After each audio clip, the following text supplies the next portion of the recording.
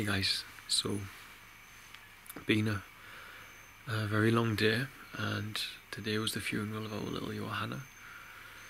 I'm making this video because we're in a bit of trouble at the moment here at Feather's Tail, and I have been praying about it. And sometimes when I pray, answers come in the form of people appearing in my life or events happening, or sometimes I get a thought, and today I got a thought, so I decided to follow through on that thought. So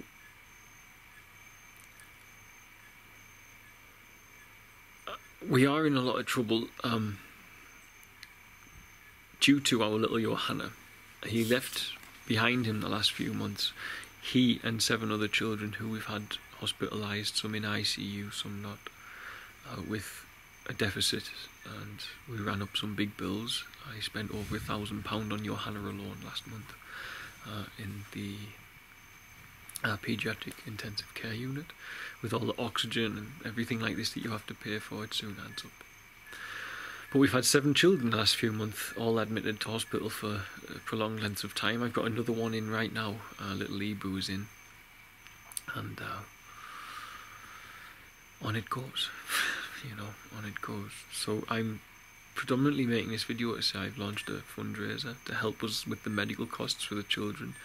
There's an insurance package the hospital have agreed to give us, considering what we're doing, and they're willing to provide free care, but not free medicine. So with this insurance card for each child, so it's like £70 a child, 30 children.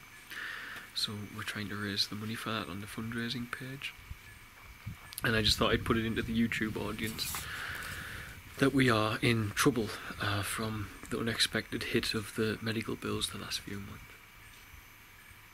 But I thought I'd also take this chance to tell you a little something about Johanna and I, because Johanna and I had a very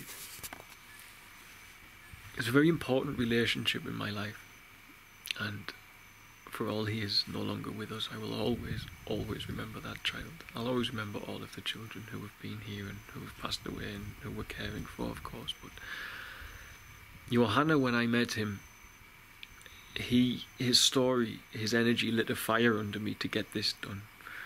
It really lit a big fire under me to, for want of a better term, to get me driven into the idea of how much these children needed. Now, at that point, I already had Danny and Diana and Christina, and I knew the importance of it. I had Esther too.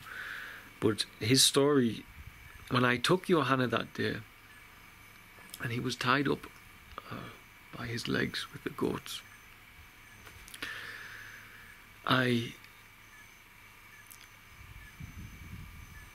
knew something profound was going on spiritually, because I saw this little child suffering, and I knew that can only serve the negative on this planet.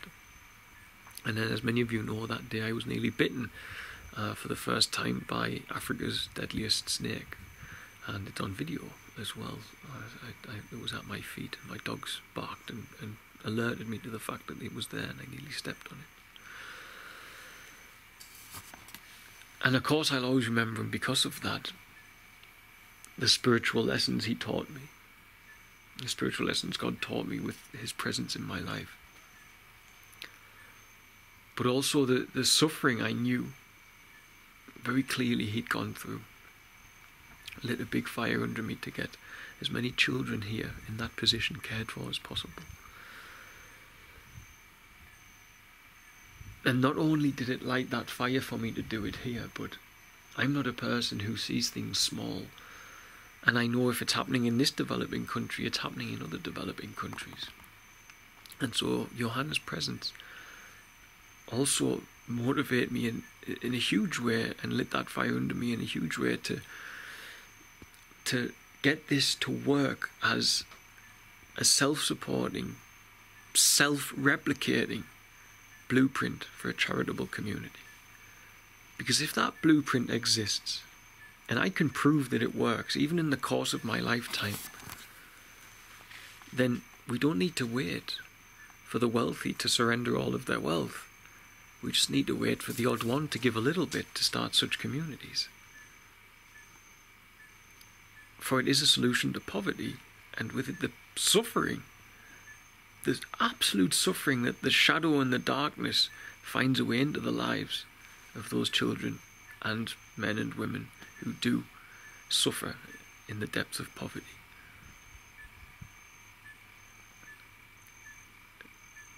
And Johanna will always be fuel,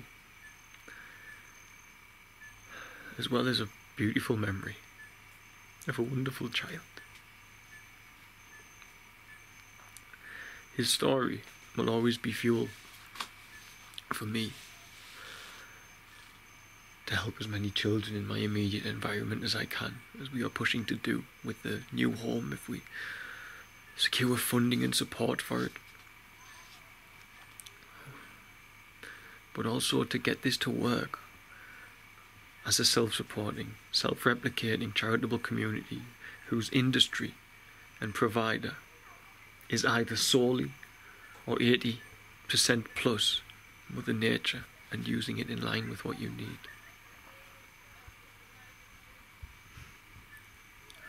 That way we as stewards of this planet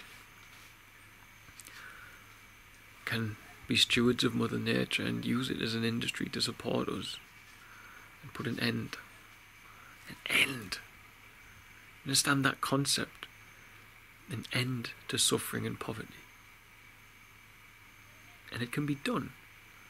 If I can create this blueprint, which I am on my way to doing, then of course the children here benefit. But if I can make that blueprint, it can be franchised, if that's the correct term.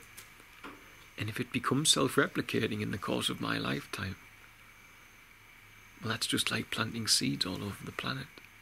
As long as you plant the seed of this blueprint that I, as humbly as possibly say, I aim to create, at the behest of God, for it was not my idea,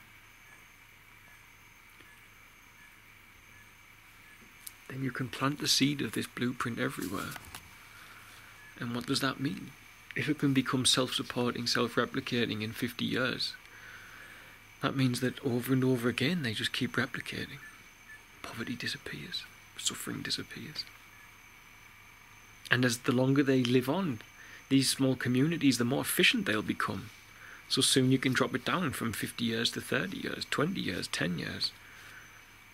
Self-supporting, charitable community, self-sustainable with Mother Nature as its industry, replicating itself with that industry of Mother Nature providing produce every 10 years. And that's just like a virus spreading across the planet. Only difference is, instead of bringing death and destruction, it brings life, food, love, nourishment, and a home.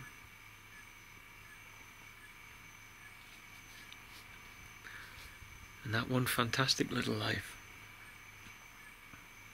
motivates me to try, to at least try. Even if I fail, what I do manage to do, the mistakes I make and the failings I have if I don't achieve it, can be learned from the next generation. And maybe God will light a fire under somebody else to try. And I might not have a complete blueprint, but at least I'll have all of the mistakes done. So someone's a little bit closer.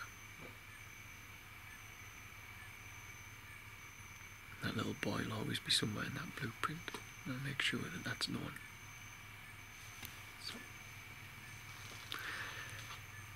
So rest in peace. My little Johanna.